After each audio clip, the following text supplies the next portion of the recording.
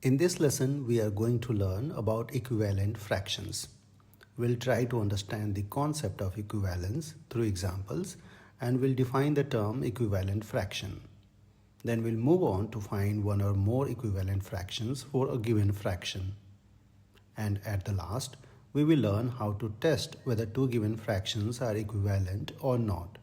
So let's begin. In the first section, we are going to understand about equivalent fractions. Look at this object.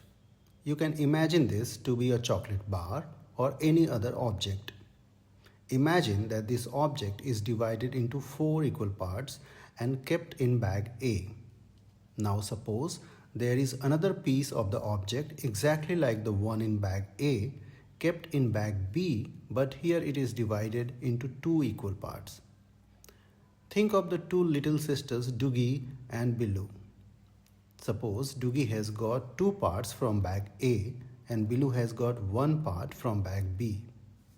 The name of the fractions which Doogie has got in mathematical language is 2 upon 4.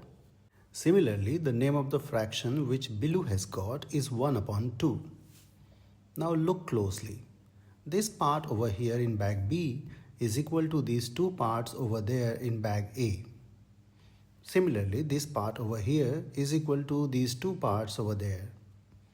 Now you can easily figure out that this fraction with Doogie is equal in quantity with this fraction over here which is with Billu. It means the fraction 2 upon 4 is equal to the fraction 1 upon 2. Although these two fractions 2 upon 4 and 1 upon 2 look different in mathematical notation, their quantity or value is same. Such fractions whose values are equal are called equivalent fractions.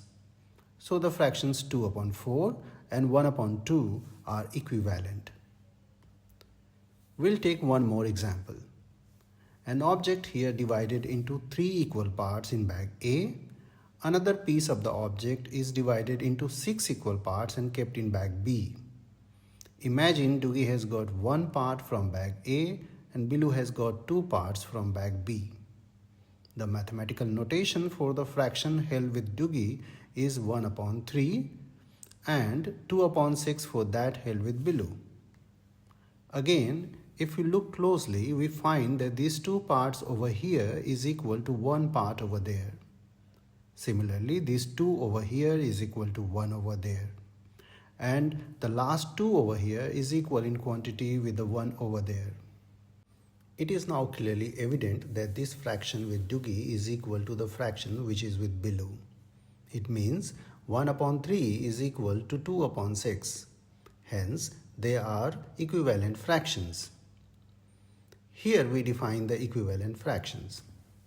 Fractions which are equal in value are called equivalent fractions. Now let's go ahead and learn how to find out equivalent fraction for a given fraction. Imagine that you have bought a chocolate bar and you want to share it with your 2-year-old little brother. So you divide it into 2 equal pieces and give 1 piece to him. The share of your brother is 1 upon 2. But your brother is not happy with only 1 piece. He is insisting on getting at least 2 pieces. This is not agreeable to you. After all, you bought the chocolate and you want your half. So you come up with an idea. You take the chocolate and divide it into 4 equal pieces and now give him 2 pieces. That is 2 upon 4. That way he is happy. What you have done here is keep the total quantity the same. The only thing you have changed is the number of parts in the object. By increasing the denominator, you have created more pieces, and by increasing the numerator in the same proportion, you have given him more of those pieces. By doing so, the name of the fraction changes, but the quantity remains the same. So basically, you have found out an equivalent fraction. How the denominators and numerators change, we'll look at it once again. You took this part and doubled it, and similarly the other part too. It means you double the denominator, that is multiplied it by 2, and the denominator becomes 4. And instead of giving one piece, you gave two pieces to your little brother. So you double that 2. That means you multiply the numerator also by 2 and it becomes 2. When we multiply both numerator and denominator of a given fraction by same natural number, the value of the fraction does not change. Therefore, the new fraction that we get after such multiplication is an equivalent fraction. So here is the simple answer. To find an equivalent fraction, multiply the numerator and denominator of a fraction by the same natural number. It could be any natural number, 1, 2 or 3 or even 10, whatever you like it. But keep in mind that both numerator and denominator should be multiplied by the same natural number greater than 1. Let's do some exercises. The question is, find out two equivalent fractions of 1 upon 2.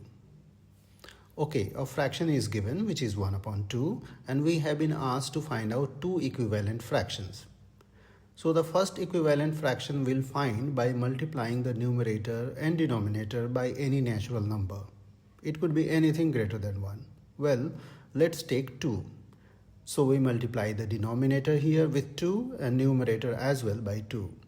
What we get is 2 upon 4. So we have found the first equivalent fraction. It means fraction 1 upon 2 and 2 upon 4 are equal in value. Now go for the second equivalent fraction. This time let's multiply the denominator and the numerator by 3. And we get here 1 3s are 3, 2 3s are 6, 3 upon 6. Thus here is the answer, 2 upon 4 and 3 upon 6. These two are equivalent fractions of 1 upon 2. That means these three fractions are equal in value or quantity. Now can you think of how many equivalent fractions you can find out for a given fraction? Well, infinite, because you have got infinite natural numbers. With every natural number you multiply and you get a new equivalent fraction. If you want to visualize these equivalent fractions with help of some other examples, let's think of this circle. One part out of two equal parts is shaded and it represents the fraction 1 upon 2. Here two parts are shaded out of 4 and it represents the fraction 2 upon 4. And here 3 parts out of 6 are shaded and it represents the fraction 3 upon 6. But in each case the quantity of shaded area is same, indicating that they are equivalent fractions. One more example. We need to find two equivalent fractions of 2 upon 3.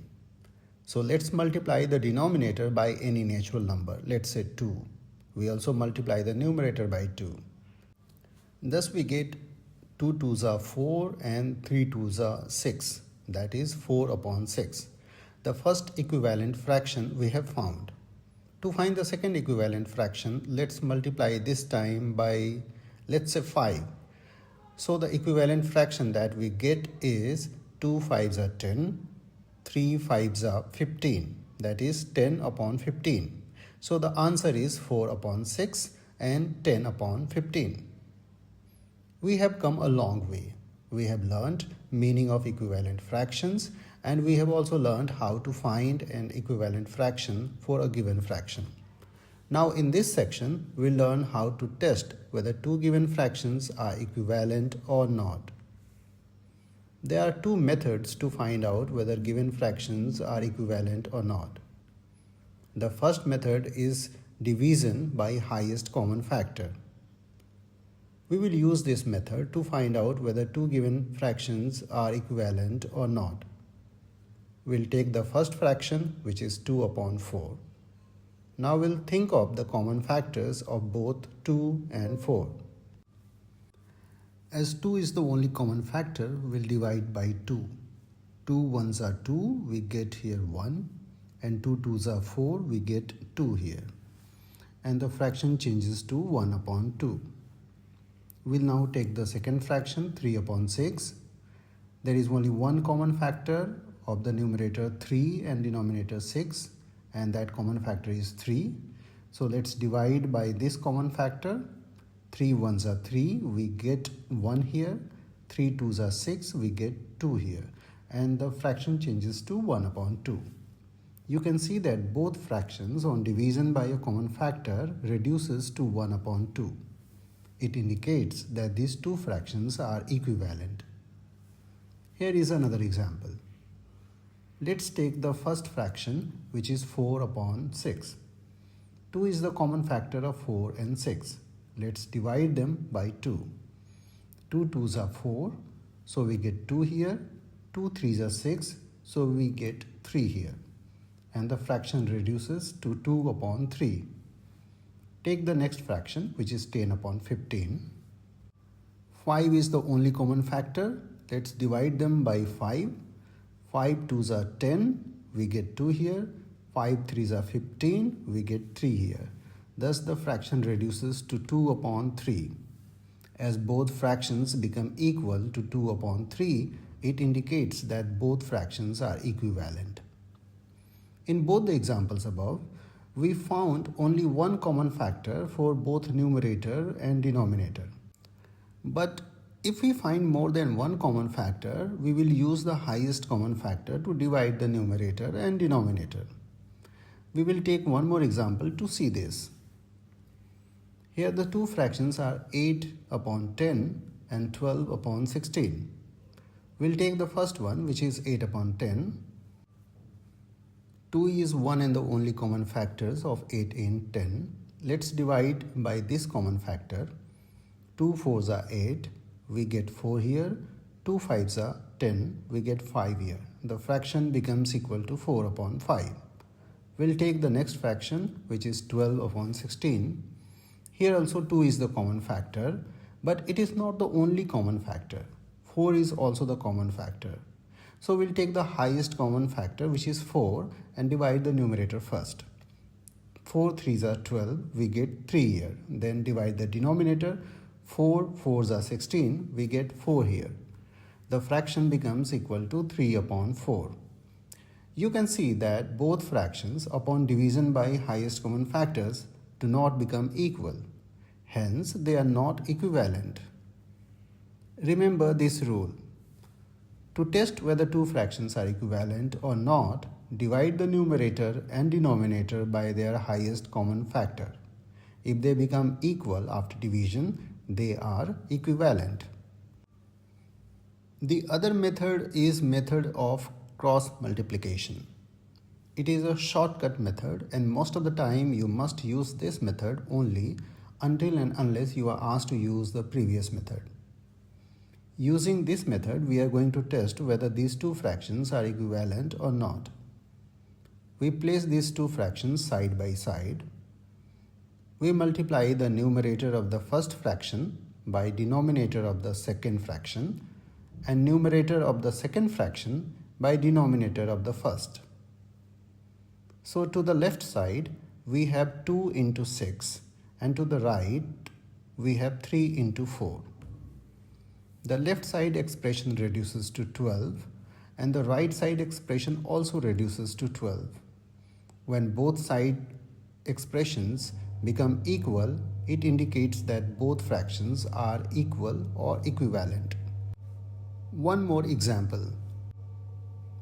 Place these fractions side by side.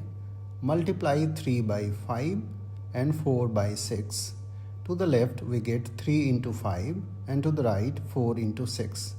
The left side expression reduces to 15, while the right side expression reduces to 24. We can see that they are not equal. It means that these two fractions are not equivalent. So remember this rule.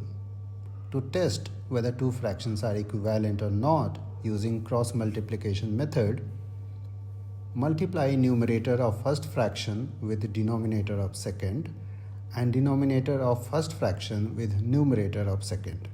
If they are equal, the two fractions are equivalent. See you in the next class.